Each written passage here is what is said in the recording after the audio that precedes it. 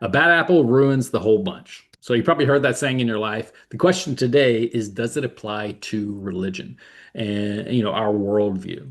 I actually like the word worldview much better than religion because it encompasses so much. I mean, there's an atheistic worldview, agnostic worldview, and there's different, Christian worldview and so forth and so on. We all see the world through a certain lens. But anyways, neither here nor there. Does it apply to religion? So one of the common arguments against Christianity is that there are too many false religions out there. And even within Christianity, there's hypocrites, there's bad people that do bad things. And I just don't think any of it's true. But that argument doesn't hold up to logic, basic logic. Because if you think about it, let me give you an analogy. Money. Just because there's counterfeit bills, counterfeit money exists, doesn't mean that real money doesn't exist. We know that's the truth. We know counterfeit bills exist and real money exists.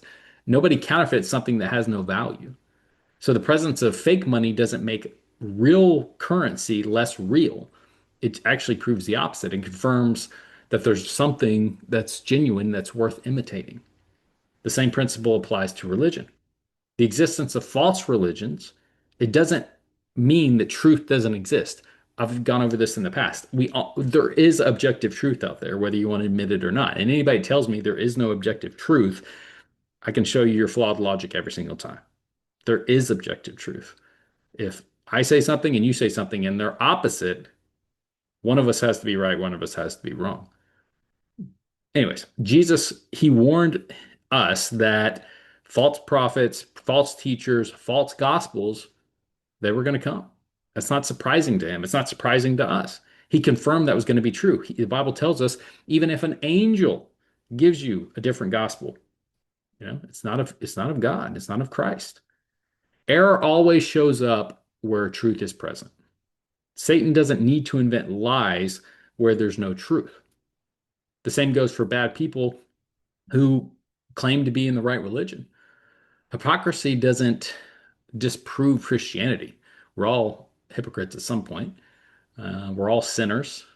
It proves that humans are flawed. We know this. The Bible tells us this. The Bible never teaches that Christians are perfect people.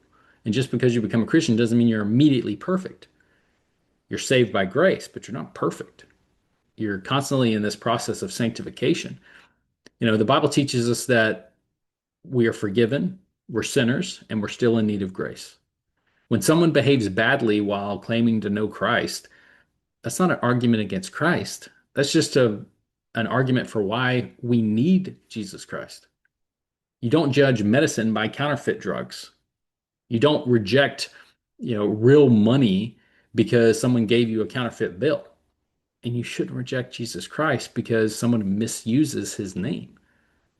Christianity, it stands or falls on who Jesus is and what he did on the cross, not on the failures of people who claim to follow him. Yeah. Truth is not erased by imitation or abuse. The real gospel shines precisely because through the counterfeits, it shows that there is truth. And the responsibility of every person is not to point at the fakes, but to examine the real thing, right? Examine the real thing and respond to it honestly. Okay? So, love and appreciate you. Thanks for watching. God bless. And I'll see you back next time. Bye.